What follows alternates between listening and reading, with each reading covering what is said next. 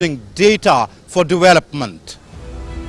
Moving on to Bengaluru, the first meeting of G20 Finance Track got underway in Bengaluru on Tuesday.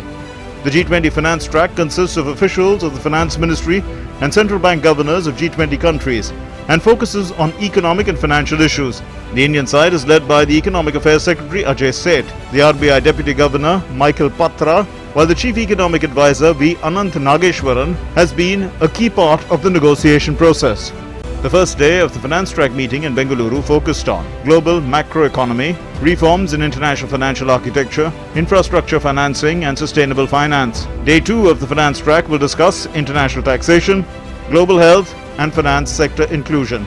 India has also invited IMF, OECD, WHO, WTO, AIIB, FATF and United Nations to be part of the discussions. The key agenda set by India G20 presidency is acceleration of sustainable development goals, women-led development and technological transformation. But here in the finance track negotiations of G20 in Bengaluru is clearly focusing on sustainable, resilient global economy. India wants global economy to be more resilient and inclusive in the days to come. It will also provide India an opportunity to showcase its economic success, especially in the fintech and startup ecosystem. With camera person Kuldeep Sharma, Ajay Mishra, DD India, Bengaluru. And our correspondent Amritpal Singh spoke exclusively with Amitabh Kant, India's G20 Sherpa, on sustainable development goals, digital transformation and the role of women in G20. Take a look. India assumed the presidency of G20 on the 1st of December this year. As the processes of G20, the meetings start, the first meeting of the Development Working Group is taking place here in Mumbai. What transpires at these meetings? What is on the agenda? What are the priorities of India? To talk about that, I have with me India's Sherpa for G20, Amitabh Kant. Thank you, Mr. Kant, for speaking to us. First of all, what is on the agenda of the Development Working Group meeting that's going to begin on Wednesday here? So there are 13 working groups which cover the Sherpa track, which come under the Sherpa track, one of which is the Development Working Group.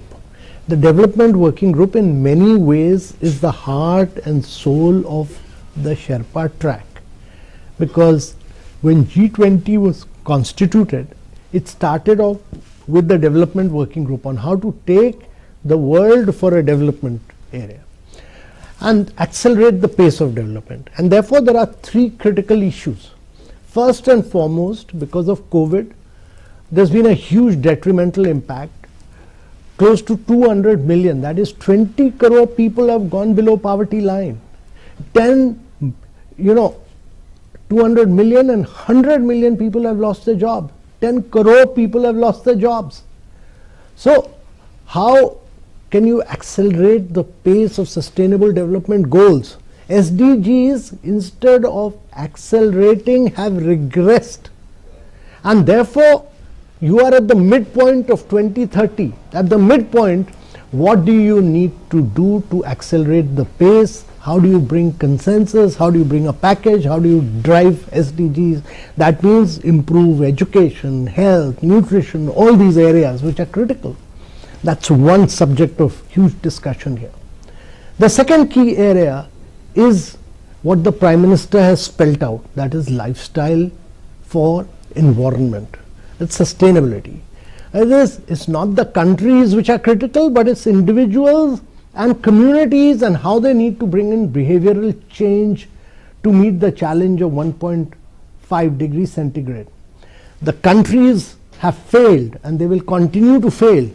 But if each individual, each community makes a difference through behavioral change, move away from this present lifestyle of keeping water taps on, electricity switches on, of not being able to walk, not being able to cycle, but using individual transport, all this has to change. If individuals change their habits, what is now known in economic theory as nudging change, that is what the Prime Minister's vision is.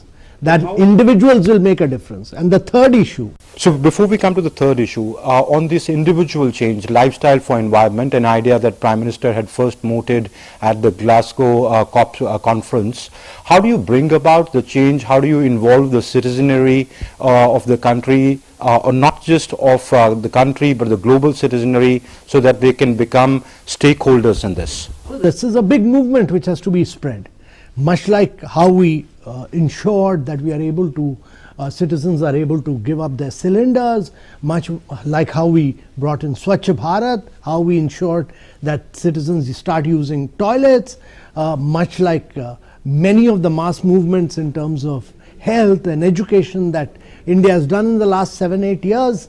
It's about changing behavior and attitude and nudging. The new economic theory of nudging, which has won the Nobel Prize, is all about behavioral change. And therefore, it's important that individuals lead the change. Countries will fail, but individuals and communities will make the difference. And therefore, within India, we are doing a lot. That movement has just started. You will see a lot of countries taking this forward and driving this change. This is a movement which needs to be spread. Okay. You spoke about accelerating the progress on SDGs. You spoke about lifestyle for environment. What is the other priority of this development working group? So the third key priority is data for development, because data is critical. If you are able to get data on a real-time basis, break the silos, if you put it in public domain, you are able to then bring to the knowledge of the citizens whether a district A or district B or country A or country B is doing well or not. So across education, health, nutrition, all these areas, transformation will take place if we are able to access data, break the silos, make it interoperable, put it in public domain, and make entities compete with each other. So good data, real-time data, putting it in public domain, and ensuring that competition takes place. All this is critical. So how do you use data, that technological leapfrogging and technological transformation, which we've learned from our own experience of aspirational districts program, where we were able to transform in 3.5 years aspirational districts, which would have normally taken 60 years to transform. That is the lesson of India, which we want to bring it out, that use real-time data for governance. Data is inaccessible, data is siloed, data is stagnant. It has to be real-time, silos have to be broken, and data has to be made accessible to the citizens. But do you share experiences, best practices that India has adopted to deliver governance to those who need most at these meetings? Yeah. I spoke about it at length. There will be several presentations. The Indian story of ensuring that everybody has a bank account, that the number of accounts for women has jumped up from 19% to 56%. The Indian story of direct benefit transfers,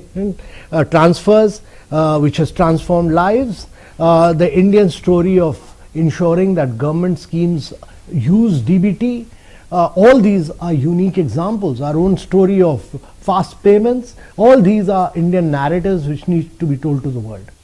When you talk about development, when the Prime Minister, when he assumed presidency, he wrote about it, or when he symbolically at Bali took over the presidency from Indonesia, he spoke about women-led development being the key focus for India. What will transpire on that particular issue? So women-led development is the key. That cuts across every single theme. Women will be the key of our presidency across every working group, across every sector. From agriculture to urbanization to development working group, women will be at the forefront in discussions on every sector, because we believe that more than 50% of the population is women. If women become leaders, if they drive the world, if they transform the countries, the world will be transformed. And therefore, how do you bring in financial inclusion? How do you enhance literacy? How do you put them in leadership positions? Really holds the key to the success of G20. Mr. Kant, when you talk about green development, sustainable development, climate action, climate finance is going to be a key component of that if you have to achieve the Sustainable Development Goals. Given the wide divergences that exist in the world today on the issue of climate, how do you wish to approach it at this meeting? So the challenge there is not about climate action. People are committed to climate action. The people are, there's a difference of perspective on financing, which the developed world had committed to in 2009 at Copenhagen. The challenge is that when you look at the total carbon space available, it's not the developing countries which have occupied it. For instance, India's percentage utilization is only 1.5%. India is entitled to over 17.5% based on its per capita. But India, as it industrializes, will be doing carbonization. India wants to industrialize without carbonizing. It wants to be the first country in the world to industrialize without carbonizing. But to be able to do that, the developed world must ensure that climate justice, which is an accepted principle, demands that they are able to provide finance at low cost, they are able to provide technology to the developing world. And that was agreed to in Copenhagen. It was later agreed in COP21, COP26. That is a commitment which the developed world must live up to. And secondly, most multilateral financial institutions must become great arms of climate financing, which would require blended finance, first loss guarantees. It would require credit enhancement, which would be the role of new multilateral institutions or the evolution of the present institutions into them. Reforming multilateral institutions in the present era is also one of the focuses of India's G20? Both in the finance track as well as in the development working group. Both will work towards it. They will work towards IMF, World Bank. We will work towards UN, WTO, WHO, many of these areas of change. Are the countries on the same page, member countries on the same page when it comes to this reform? I think most countries are. Most countries are. Everybody wants transformation because these institutions were designed for post-World War II Bretton Woods period. They're outdated, they're outmoded, and they need to transform themselves. Okay. Debt distress is a big challenge of our times. How is this working group going to approach that issue?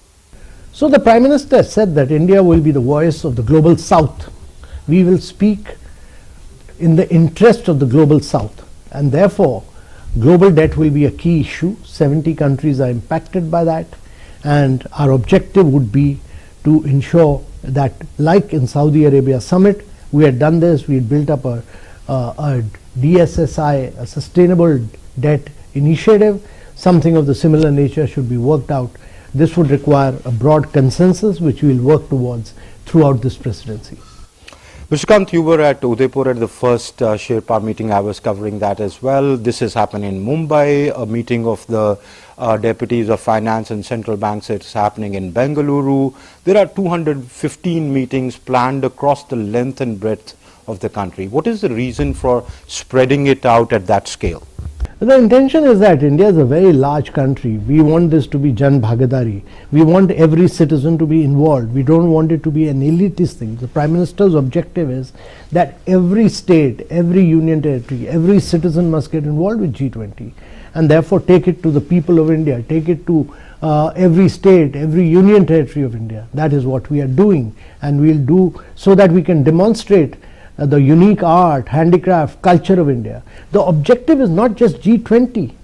Use this opportunity to build India as a travel tourism brand, as a handicraft brand, as a market for meetings, incentives, conventions, exhibitions, so that every state can improve its city and urban infrastructure. Every state can clean itself. Every state can put out its handicrafts. Every state can put out its cultural art forms. And therefore, these states will then become individual brands for the global markets. How can the citizens across the length and breadth of the country, across different states and UTs where these conferences and meetings will be held, be a part of G20? How can the citizenry engage with G20? So, very important question. Every state has been requested to do a huge outreach, a youth outreach. interact with schools, interact with students across the board. And that is what we'll continue to do. Our outreach will be to the young people of India, to the women of India, so that we make it their movement. Okay. My final question, this G20, these meetings are taking place in a geopolitical environment marked by military conflicts, divergences on, say, climate finance. The world is trying to find its feet, trying to recover from the pandemic, and then the war starts. Global supply chain disruptions were already there. They've further worsened. What are the challenges for G20, and how will India under its presidency shape the agenda for the coming year for the world? So the Prime Minister said that there are global challenges. We will face them. Every challenge is an opportunity, and therefore we believe that despite the challenges, India will play a very critical role. India will bring positivity, it will bring hope. What the Prime Minister said is that ours will be a human-centered approach to development and growth of the world. It will be inclusive, it will be resilient, it will be sustainable. Thank you, Mr. Kant, for speaking to us. Thank you. So that was Amitabh Kant telling us that India's focus would be on collective action, a human-centric approach, and that is what India would try and achieve in its G20 presidency. That's it for now. Thanks for watching. Namaskar. Meanwhile, the latest development is that day one of the finance track meeting has concluded in Bengaluru. However, we are going across now to correspondent Amritpal Singh, who's joining us from Mumbai, and Ms. Anna Roy, advisor DAMD, Niti Aayog, closely associated with women-led development and analytics for development, is also joining us. But Amrit, I'll come to you. While you are in the thick of all the action as far as development working group in Mumbai is concerned, you're also at a location which is a treat to the eyes, I can see. So how is Mumbai welcoming international delegates? Let me get out of the frame and show you what, and my viewers, where I am. This is the iconic Taj Mahal Hotel at Colaba, right on the Marine Drive, where those unfortunate 26/11 attacks happened. The guests, the G20 delegates, are here right now. They're going through a cultural performance. I was speaking to Harshvardhan Shringla at this hotel before I came down for this live chat with you, Munmun. He was saying the reason, of course, as the Sherpa was saying, is to put out cultural diversity, showcase Indian culture. So they're putting out Maharashtrian cultural, dances, folk dances. The Safa tying happened. I'll be feeding those visuals in a little while so that our viewers can see that. But he said the reason for choosing this building was to tell the world, tell these 20 most important nations that terrorism remains our biggest collective enemy, and we need to fight that together. Though that may not be, part of the development working group meeting which is happening here, because that is about SDGs, that's about sustainable growth, that's about sustainable development, etc. But the symbolic message that India is trying to send across is that, look, we can't live in our divides. We can't be divisive on this issue. We need to be collective, and we need to take collective action. Differences of opinion, the way we view the world, who's the enemy, who's not, etc., can wait. But this is something which hits us at the human level, at the humanity level. So there needs to be a consensus on that, and not just a consensus at the level of ideas, but at the level of collective action. So that is the symbolism of hosting it here. Right. So if I can ask my cameraman to give you another visual treat. The gateway of India, the iconic building of Mumbai, all lit up in G20 colors. Look up, this gateway was built to welcome King George V and Queen Mary when they arrived in India, when the English ruled us, or the Britishers ruled us. Today this iconic building symbolizes the gateway to India. It's on the westernmost corner of India, that India is ready to welcome everybody with open arms and work together with the world on the most pressing issues of our times, which is what this meeting that's being held here in Mumbai. The Development Working Group meeting is all about working together to achieve development for True. the benefit of global citizenry, for people, but collectively, but in a way that's more inclusive, that includes the voice of the global south, the concerns, the priorities of the global south, and everybody, not just the global south, but also the developed world, and taking collective action for development which is inclusive, which is resilient, and which is sustainable. So the monuments there have come alive in a sense with G20 colors. Stay with us, Amrit. Ms. Roy, appreciate your patience. You are someone who've conceived and developed the idea and the platform, National Data Analytics portal that is. Tell us how unique this portal is and how is India leveraging data for development? Thank you very much, Munmun, for having me on this program.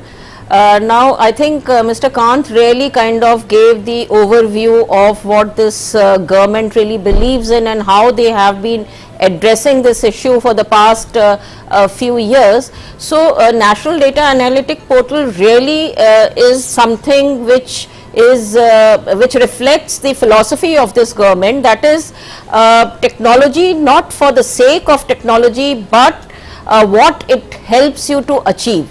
Our Honorable Prime Minister has been saying that again and again, and this is what we try to bring in NDAP. So the data is out there, but the access is the problem. The last mile access is the problem.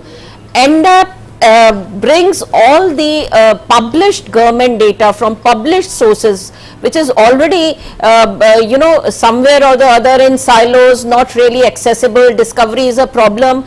Bring it at one place, clean it, and then standardize it and upload it on a single platform. And through various using technology, we have NLP, we have many other emerging technologies which helps us in overcoming these problems, and using those technologies have very user centric tools which helps in discovery, which helps in access, and which helps in analysis of the data as well as sharing. So this platform cuts across silos, it brings in all the data.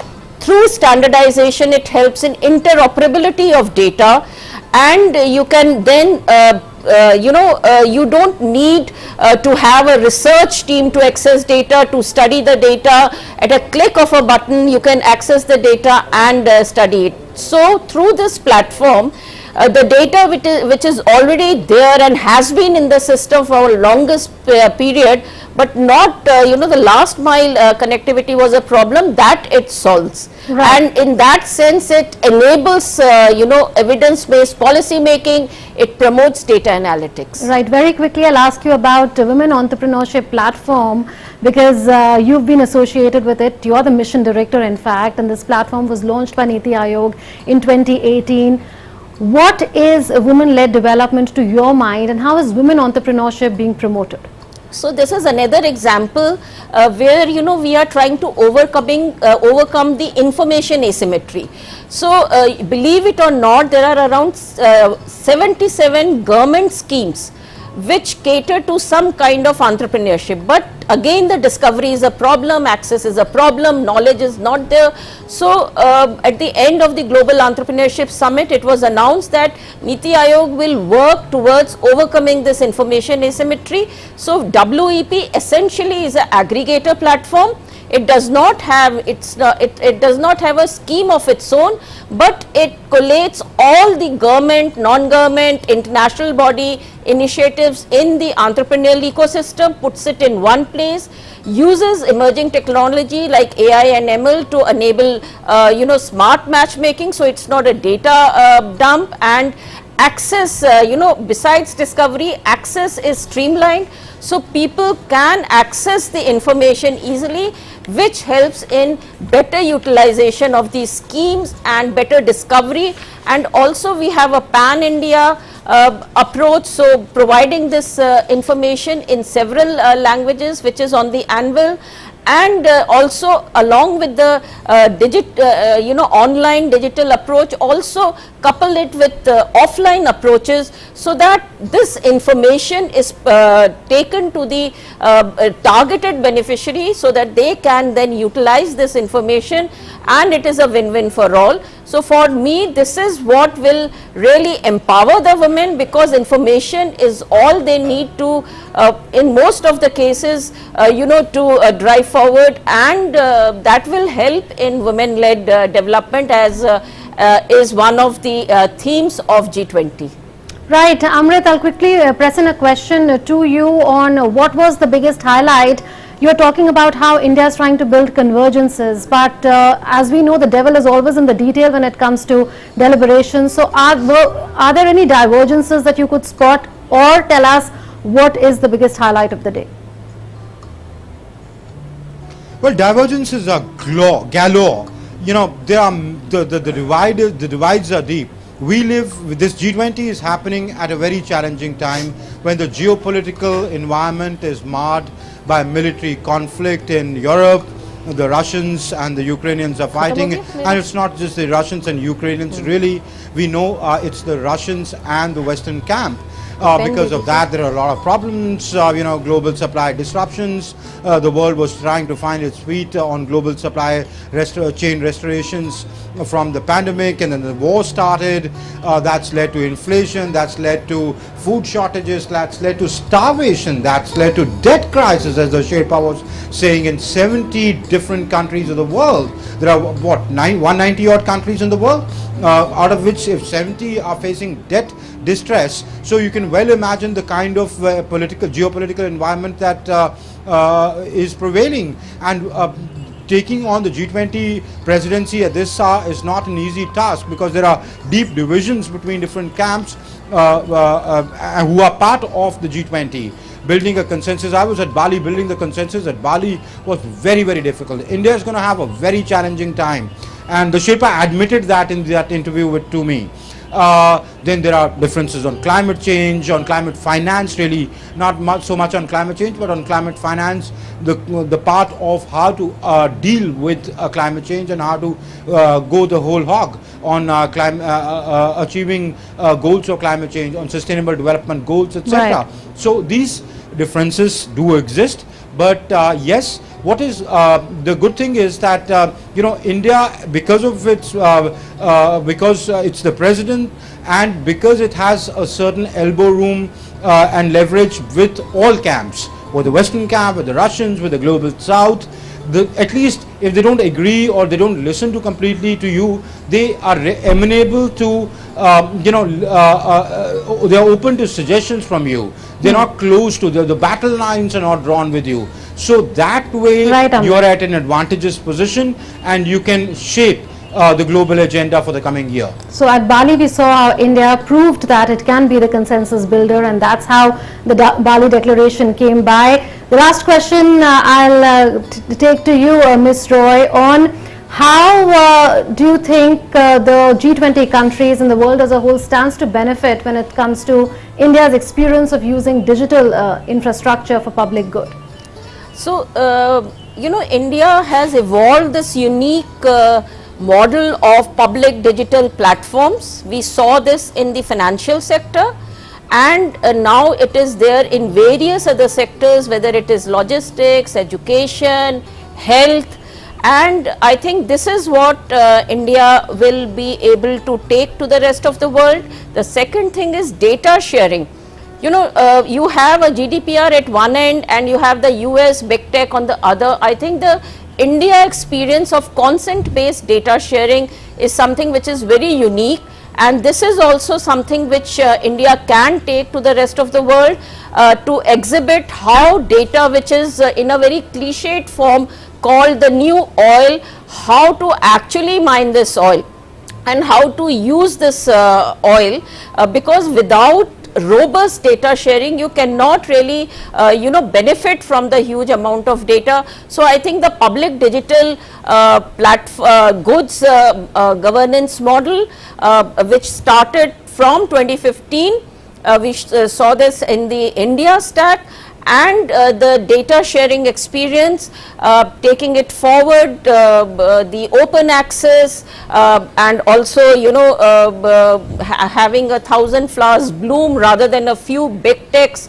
really hogging the entire space. These are some of the experiences which India can take, which actually we have demonstrated how through these initiatives the final, final is a wrong word, the ultimate beneficiary get impacted, and we have now facts to prove it. And this is the human centric approach which Prime Minister has been saying, human in the loop kind of approach, and this is what the message I think India will be able to demonstrate to the rest of the world in the G20. Right, India's digital model is different from that of the United States, of big tech, and also of the European Union. Thank you, Ms. Roy, and Amrit, thanks so much for joining us from Mumbai. So that was about the Development Working Group meeting, but what has happened when it comes to the finance track meeting? The G20 Finance and Central Bank Deputies meeting and first Finance Ministers and Central Bank Governors meeting began in Bengaluru today. The finance track of G20 discusses global macroeconomic issues through its meetings of finance ministers and central bank governors, their deputies and various working groups. The key issues dealt by the finance track are global economic outlook and monitoring of global economic risks, reforms for a more stable and resilient global financial architecture, international taxation, financing, quality infrastructure, sustainable finance, financial inclusion, among others. The Karnataka State Tourism Department has made elaborate arrangements to showcase the state. It has laid out the red carpet for international delegates from over 35 countries. Yakshagana and caparisoned elephants welcomed the delegates. The dance companies will present the performative traditions and colors and heritage of Karnataka. Excursion trips are planned for the delegates to Nandi Hills, Bhoga, Nandishwara Temple, the heritage city of Mysuru, and Hampi World Heritage Site. So India's soft power very much at display in Bengaluru as well, after Udaipur particularly. So let's now take a look at what are the focus areas under the finance track. Let's roll out the focus areas under the finance track. Well, amplifying the voice of Global South is one, and fostering global policy cooperation amid slowing global growth, high inflation, monetary policy tightening, as well as debt distress. So amid these challenges, how to foster global growth. Also strengthening global financial safety nets. How is that done? By building forex reserves through IMF and other arrangements, managing global debt vulnerabilities. Remember what was said by Amitabh Kant, that 70 developing countries are under debt distress or spiraling debt. Assessing macroeconomic implications of food and energy insecurity engendered by both the COVID-19 pandemic and the Russia-Ukraine war. Financing sustainable and resilient cities of tomorrow. How to build sustainable infrastructure going forward, mobilizing timely and adequate financial resources for climate action. So climate finance is another key focus area. What else are the focus areas? Well, international taxation is one, addressing tax challenges, ensuring that tax avoidance does not take place, ensuring greater information sharing on taxation matters, building capacity, that is skill enhancement. Also enhancing tax transparency so that one jurisdiction is aware of what the tax laws and policies are of another jurisdiction. Identifying and addressing risks and vulnerabilities associated with pandemics. So there is a sub-focus on finance and health coordination, improving preparedness to mobilize resources in response to new pandemic threats. This is about finance and health coordination. What are the other focus areas? Financial sector regulation, risks and opportunities offered by technological developments. For instance, the emergence of cryptocurrencies, broaden G20 crypto asset dialogue by addressing monetary policy and macroeconomic concerns. So various concerns that are there to financial stability from cryptocurrencies is also going to be a key focus area. Also promoting global cooperation through risk management frameworks. So risk management frameworks should be entered into for ensuring that there is greater financial stability. Mitigating system level vulnerabilities from cyber risk, considering that hacking has become a recurrent phenomena. AIM's website was also hacked some time back. So we are aware that cybersecurity continues to be a key focus area in several such meetings. Interoperability of national fast payment systems so that the cost of remittances come down, leveraging digital public infrastructure for financial inclusion and productivity gains, a point that Ms. Anna Roy was also making of how digital infrastructure is used for greater productivity. Developing sound digital financial ecosystem to achieve the sustainable development goals. So those are the focus areas under the finance track. Day one of the finance track meeting has concluded. Before the finance track got underway, our correspondent Ajay Mishra spoke to Dr. Ram Prasad Manohar, a director of tourism, Karnataka, on the ongoing summit and how Bengaluru is going to showcase the soft power of the state of Karnataka. The tourism department is a nodal agency for G20 meeting in Bengaluru. Take a listen. G20 has begun in Bengaluru, and Ministry of Tourism is the nodal ministry for conducting this very important convention, and it is also an opportunity for India to showcase not just the hard power, economic power, but the soft power of the state. We have with us the director of tourism in Karnataka, Dr. Ram Prasad Manohar, with us. Thank you very much, sir. What are the main thing that we are going to showcase to the world via this G20 convention? First of all, we are happy and proud to host this G20 summit on behalf of Government of India in Karnataka, and also it's an opportunity for Karnataka Tourism Department to showcase its tourism potential to the world. And also we have arranged the welcome reception to all the G20 delegates in a very traditional way, and we have brought the Yakshagana artist around the clock, and they are welcoming the guest in a traditional way, and every guests are very delighted, and they were very happy to be received in a very grand manner. And after the receipt of the guest, we have got them accommodated in the one of the best properties in Bengaluru, and they are enjoying the hospitality of Government of Karnataka. And over and above, we have done some tourism stalls here to express, to showcase our potential, especially the Mysore Palace. You will be able to see that. But sir, before that, I think this Sagar and Bhanumati are going to be the core star of attraction, because many people are coming. Of course, for the delegates coming abroad, coming from abroad, these kinds of live elephants are really awesome to look, and also it is showcasing not only an elephant, it is also showcasing our Dasara tradition, where we respect animals and we honor the animals and we pray the animals, and we also take them to the wildlife elements of the Karnataka. Right. So I feel that the elephants are symbolic animals for Karnataka state, and it's also a state animal. So with this we are showcasing the tourism. Your tagline is that one state and many countries, many worlds. So right now we can also see that there is a beautiful stall of in Darbar Hall of Mysore. Can you also explain what is that and what is the significance of this very beautiful? Of Mysore Palace. So this is prepared specially for this event, and we are bringing in all the elements of architectural beauty and architectural grandness of Mysore Palace here. Isn't that Karnataka is currently focusing, and what do you see, what is expectation lying ahead after this G20 meeting? No, we are also showcasing our Hampi, one of the World UNESCO Heritage Monuments, and we placed a stone chariot motif in the hotel premises, so that our tourists will get to know what is it, and it will create a interest among the tourists.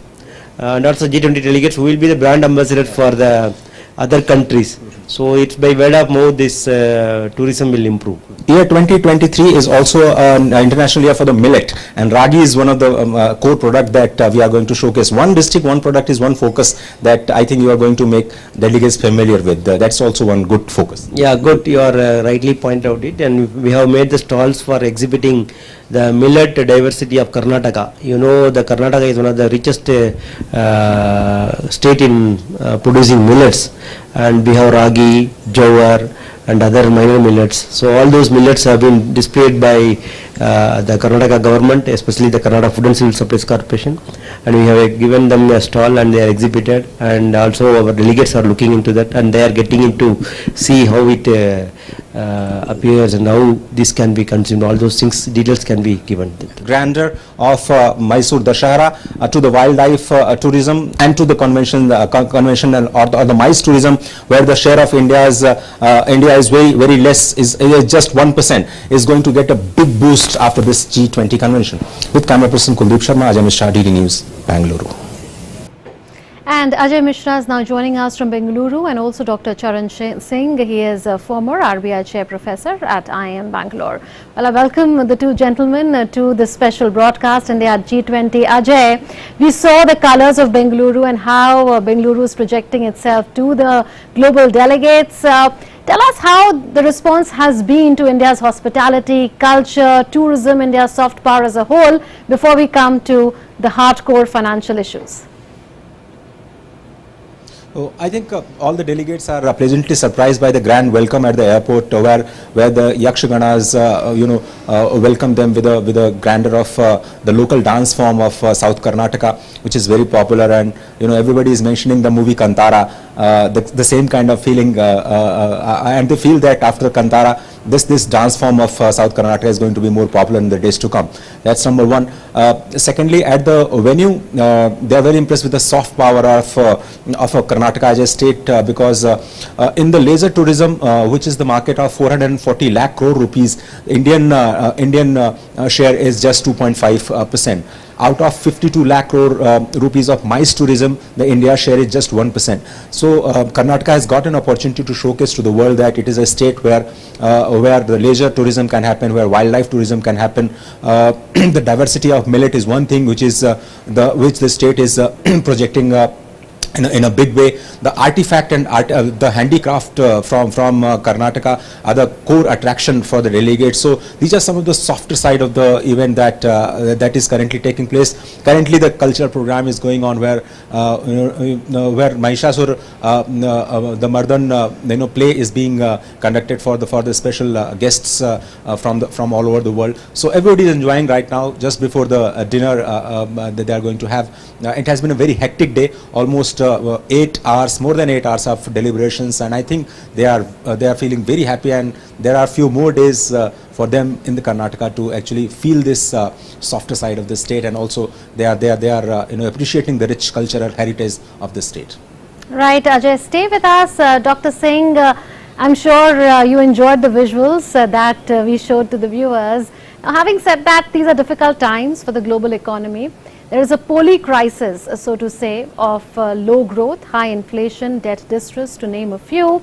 Is this an important opportunity for India to build consensus at a time when there are a lot of frictions between particularly the G7 and Russia? They're all part of the G20. Absolutely. This is a great opportunity for our country to showcase what we have done in the pandemic. And of course, as you already know, that the International Monetary Fund has already said that India is amongst like the best island in the world, where there's turmoil everywhere, but there's stability in our country. We continue to be the fastest growing economy in the world. Our banking system is robust and very, very strong. So therefore, we have taken in account all the risks that come in. And despite all those risks, the growth is not a drop. The inflationary pressure, which the whole world is suffering from, India is not suffering from. Despite the fact that we also did the monetary stimulus and the fiscal stimulus during the pandemic, and we have been doing it for some time now, but it has been such a measured way that it has not precipitated inflationary pressures as it has done in the other countries. Similarly, if you look at the exports, look at production, look at manufacturing, look at agriculture, India has been doing well across the spectrum.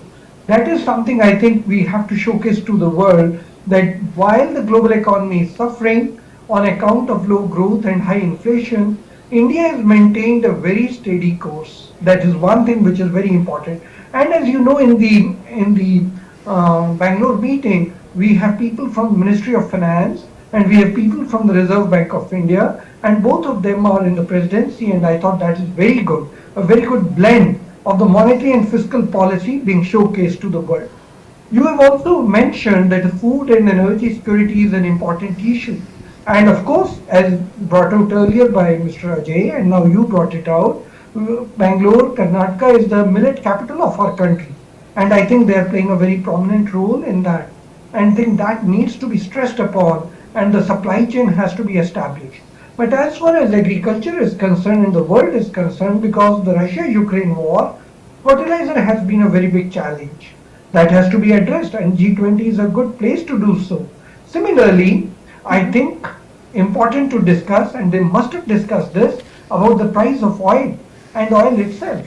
So one has to keep in mind that commodities or the price of commodities cannot be weaponized, and therefore you have to ensure that prices or cap on prices do not disrupt the supply chain, because the whole world gets impacted through the spillovers. So I think in this very meeting, with the type of people in the presidency, namely from the Ministry of Finance and the Reserve Bank, these issues will come up. The most important issue on which we in India have deliberated and been very, very careful is the cryptocurrency. Right. On the cryptocurrency, after long deliberations, the government took a stance, and we were very, very conservative and careful. I think the world has to learn from that, and so much has happened in the recent past. So I think that's another issue on which we can showcase to the world that you can handle crypto. And what have we done? While we said we are not in favor of crypto, we have come out with a central bank digital currency. I think India has played such an important role in the last 3-4 years, and certainly 1 decade. It's time to show to the world that a conservative, responsible, accountable approach is the way to take the country forward, have a steady economy, no inflation or low inflation, and high growth. Ajay, since you've been tracking the G20 very closely over the past few months, and we've heard Dr. Singh speak about the various focus areas under the finance track. What would you say are the low-hanging fruits, and what are the biggest challenges in front of the finance track, which look almost intractable currently? So when you talk about the low-hanging fruits, it is an opportunity for India to showcase the technological advancement that we have made in the fintech. For example, we are #1 data consumption country in the world. We are #1 fintech adopter.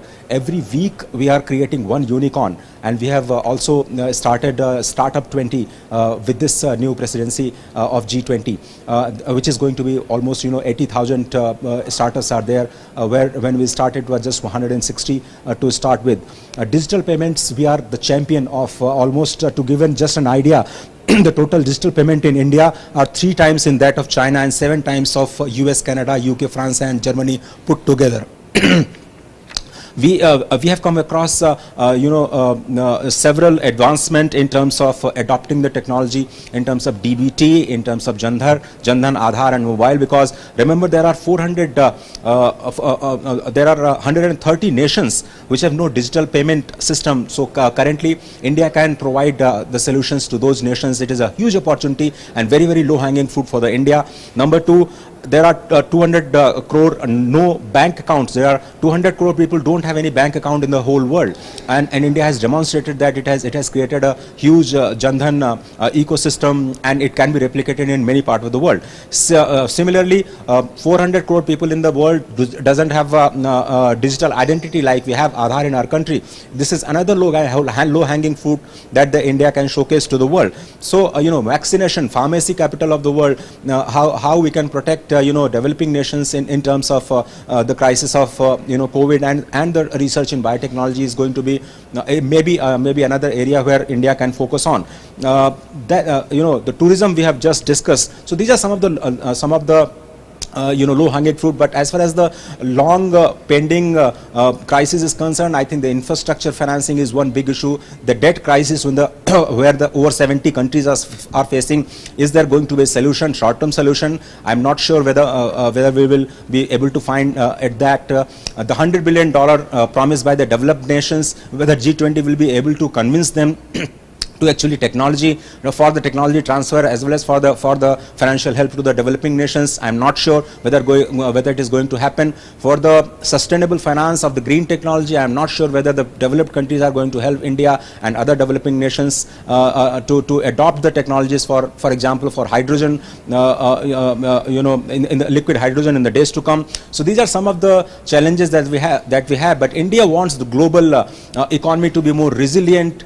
India wants global economy to be more sustainable. India wants the global economy to be more inclusive, and that's what the current finance track is focusing on. Tomorrow's agenda is going to be very, very crucial for the Indian point of view, because we are going to discuss the international taxation, we are going to discuss global health, we are going to discuss the idea of the digitization and financial inclusion, which we have championed. So I think tomorrow's deliberations are going to be very crucial from India's point of view to showcase to the world that yes, India has achieved in terms even in the crisis of COVID, we have done so much when it comes to the digital inclusion and the digital public good that we have created. So it is going to be a debate versus digital public good which India has created versus the model of USA, where big technological companies are actually having a hold on their digital services, where we are paying just 10 rupees for 1 GB data, and other countries are paying much more than that. So India has demonstrated a magnificent journey on the digital front, and we are going to showcase to the G20 nations tomorrow. I'm pretty sure about that. Also on top of the mind of India's G20 president could be Dr. Charan Singh, how to amplify the voice of the global south in multilateral development banks, for instance, and how to ensure that there is climate finance which is available, like Ajay said, it hasn't been made available, how climate technology is made available, how sustainable development is financed, how infrastructure development is financed. This is a continuing theme, and year after year we see not much progress on it. So will it be perhaps the topmost challenge before India as G20 president to ensure that at least some incremental movement forward takes place over the next 1 year on these issues? Totally agree with you. Totally agree with you. Just imagine the multilateral institutions and the quota system that prevails in the IMF. And as an illustration, I think there is so much that needs to be changed there. And many a times I feel that if there was a more friendly human face to international institutions, multilateral institutions, would instances like what happened to India in 1991 or what happened to Sri Lanka recently, would that have happened? No. So I think the multilateral institutions will have to become more sensitive to the global south, to their requirements and to their funding requirements, and be more sensitive to what is really needed. So these global multilateral institutions have to serve as an insurance to otherwise individual countries keeping international reserves, which is not a very good thing to do. And you are right, when it comes to climate change, again, the global south has been contributing rather significantly, but the advanced countries haven't really been keeping their promises. All the promises, even the Copenhagen promises, have not been kept. The $100 billion thing has not been done. Right, the contributions that had to be made have not been made. So therefore the climate change thing and the promise of 1.5 degrees, how are we going to contain it? And as you know, after COVID and in recent time with the stagflation that is happening after the Russia-Ukraine war, many countries have said we will not be able to make the contributions. Right. So therefore there is so much of responsibility and accountability which is not being taken care by the advanced countries. And G20 is going to be a platform where India can play a very, very excellent role, very good role in telling the world, look, here is India, which was very conservative, and we handled our policies so clearly and so efficiently. Right, sir. Why the advanced countries can't learn from us? Absolutely. So it's a great opportunity. I think it's a great note to conclude the special broadcast on, that advanced countries can learn from developing countries, including India. Dr. Singh, thank you so much for sparing your time. Also, Ajay, thanks so much for your inputs. So that's it then in this special broadcast, India at G20. We'll see you again tomorrow with more interesting information on the G20 meetings, same time on DD India. Thanks for watching.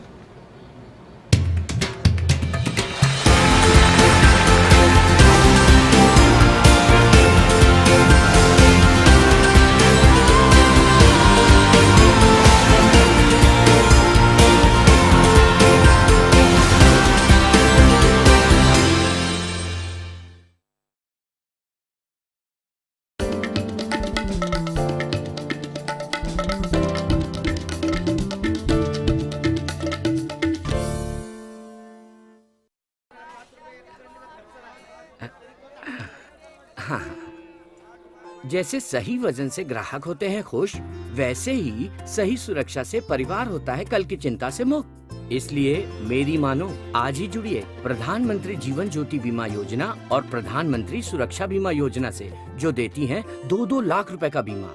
दिखाइए समझदारी, निभाइए जिम्मेदारी। आज ही अपनी नजदीकी bank शाखा या डाकघर जाकर इन योजनाओं से जुड़ें।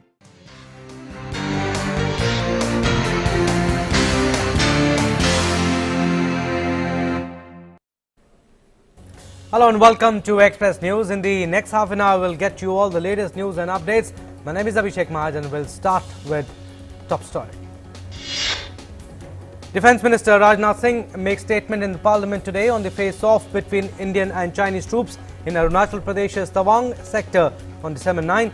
He said that attempts to change status quo by PLA troops was tackled by our troops bravely and in a determined manner. Hailing the army for its bravery, the Defence Minister said that no Indian troop was martyred or grievously injured in the clash.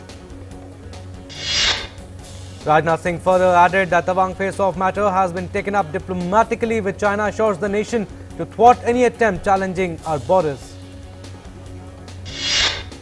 Chinese Foreign Ministry spokesperson Wang Wenbin, in a response to a question, says that the China-India border areas are generally stable and the two sides have maintained smooth communication on border-related issues through diplomatic and military channels.